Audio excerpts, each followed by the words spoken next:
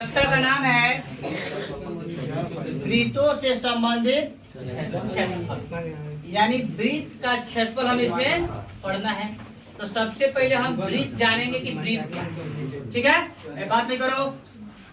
तो इसको हम बोलते हैं वृत्त। क्या बोलते हैं?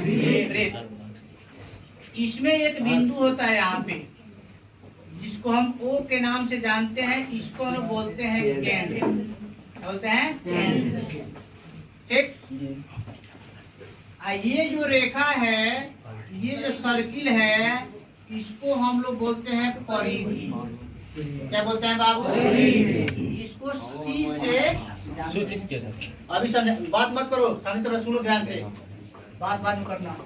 इसको हम बोलते हैं परिधि, इसको हम बोलते हैं।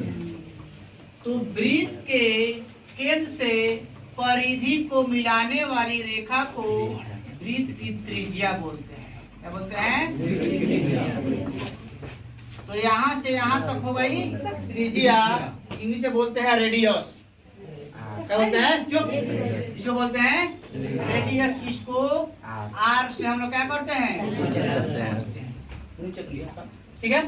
तो इसको बोलते हैं केंद्र, इसको बोलते हैं त्रिज्या, इसको बोलते हैं परिधि। यहाँ तक सबको समझ में आ गया? एक चीज हमको पढ़ने को मिलता है, व्यास। इसको हम D के नाम से जानते हैं।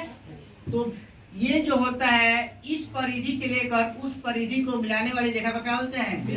हम व्यास बोलते हैं। ठीक है। तो इसमें तुमको ऑब्जेक्टिव क्वेश्चन क्या पूछेगा कि व्यास क्या है।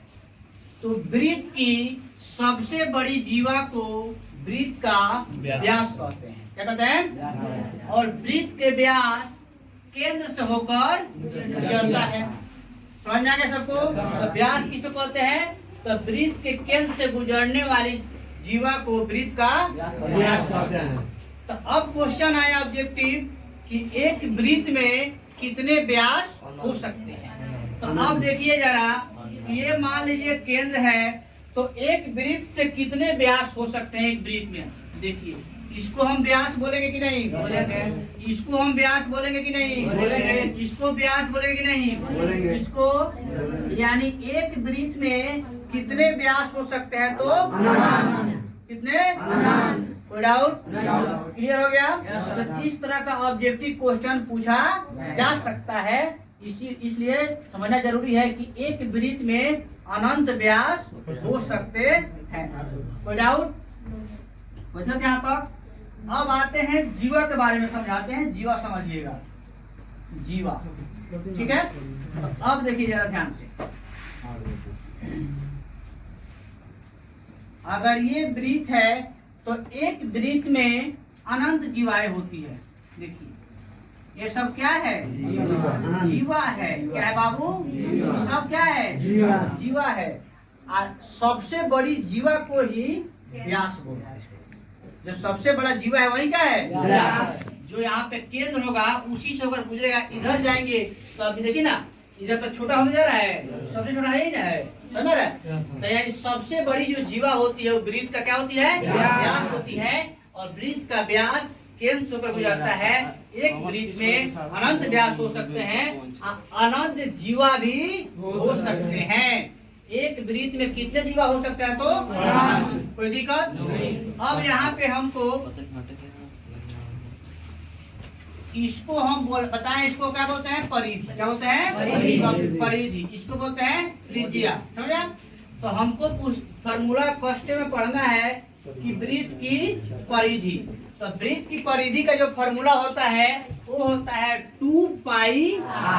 क्या था बाबू? 2 पाई r। तो टोटल अगर परिधि पूछ दिया तो हमारा फॉर्मूला क्या होगा? 2 पाई r। कभी कभी चाप की लंबाई पूछता है, मूड़ी में लगाने वाला चाप नहीं, इसका चाप। कभी कभी चाप की लंबाई भी पूछता है। मान लेते हैं यहाँ पे कोण बन गया 30 डिग्री का, तो ये दोनों ये जो त्रिज्या है, इन दोनों के बीच जो ये बन रहा है, इसी को हम बोलते हैं चाप। क्या बोलते हैं? चाप। तो चाप की लंबाई अगर पूछ दिया तो चाप की लंबाई बराबर फॉर्मूला होता है थीटा बटा 360 2 पाई। क्या हो गया? थीटा बटा 360 2 पाई। अब बोलेगा सर ये थीटा बटा 360 क्यों लिए हैं बाबू? ये टोटल जो है वो 300 क्या है 60। एक दिन एक राउंड अगर टोटल हम मार लें तो कितना का कोण बनता है 360।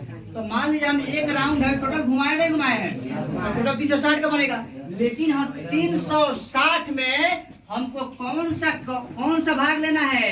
मात्र 30 डिग्री का। कितना का? चाप यही ना है जी, तो हमको मात्र 30 डिग्री का ही लेना है। इसीलिए थीटा बटा क्या हो जाएगा? यानी 360 में 30वां भाग। 360 में कौन सा भाग? 30वां भाग है। इसलिए थीटा बटा 360 2 पाई r। ठीक है, यहाँ तक समझ में आ गया? कोई दिक्कत यहाँ तक? अच्छा, इसको मिटा दिया जाए। ठीक, अब आइए, अब त्रिज्या के बारे में समझ जाए। यहाँ से यहाँ तक त्रिज्या है कि नहीं है? है। टोटल क्या है? व्यास है। तो यहाँ से यहाँ तक जब त्रिज्या है तो यहाँ से यहाँ तक भी क्या है? त्रिज्या है। आई टोटल को हम क्या बोलते हैं? व्यास। क्या बोलते हैं? व्यास। तो व्यास में कई गो त्रिज्या हो गए बाबू? एगो दो गो। कई त्रिज्या? 2। तो D बराबर फॉर्मूला होता है 2R। इसी को सोल्व करेंगे। अगर मान लेते D दे दिया है, R पूछा है या तो R बराबर होता है D/2। क्यों? ये 2 गुना हो जाएगा भाग में, तो R बराबर D/2। यहाँ तक सब कुछ समझ में आया? तो क्वेश्चन में कभी कभी व्यास देगा, कभी कभी त्रिज्या देगा। व्यास देगा तो उसका आधा निकालेंगे त्रिज्या, और त्रिज्या देगा तो व्यास देगा तो उसका 2 गुना त्रिज्या। व्यास समझ में आया? अच्छा, यहाँ तक सबको समझ में आया? अब इसमें एक शब्द आएगा वृत्त खंड। वृत्त खंड शब्द का मतलब समझिए। वृत्त का मतलब सब वृत्त होता है, खंड मतलब बांटना। क्या मतलब? बांटना।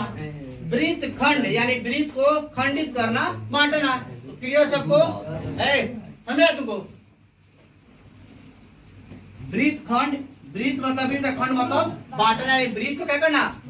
मान लेते हैं एक जीवा, इसको यहाँ पे इस तरह से खींच दिया गया और वृत्त कितने भागों में बढ़ गया? जल्दी से बताओ। बोलो ना जी। कितने भागों में? 2 भागों में। तो ये वृत्त का खंड हुआ कि नहीं? एक खंडीय है एक। तो जो बड़ा होता है उसको बोलते हैं दीर्घ वृत्त खंड। क्या बोलते हैं? दीर्घ वृत्त खंड। और जो छोटा उसको लघु वृत्त खंड। क्या? लघु वृत्त खंड। देखो, दीर्घ का एक शब्द है दीर्घ। दीर्घ मतलब होता है बड़ा और लघु मतलब होता है छोटा। क्या होता है? छोटा। तो ये बड़ा वृत्त खंड है, ये छोटा वृत्त खंड है। कोई दिक्कत यहाँ तक किसी को? कोई दिक्कत यहाँ तक? तो एक वृत्त खंड का जो फॉर्मूला होता है, वृत्त खंड का फॉर्मूला, मिटा दे इसको।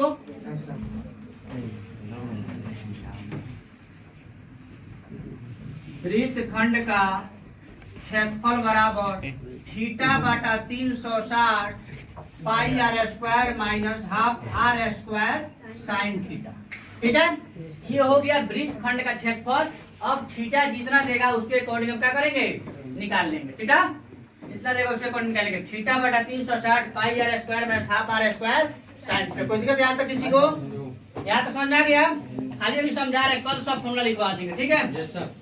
वृत्त खंड का क्षेत्रफल थीटा बटा 360 पाई r² minus half r² sine theta. यहाँ तक सबको समझ में आ गया? वृत्त खंड, दीर्घ वृत्त खंड और लघु वृत्त खंड सबको क्लियर है? समझ में आ गया सबको? अब इसमें एक आता है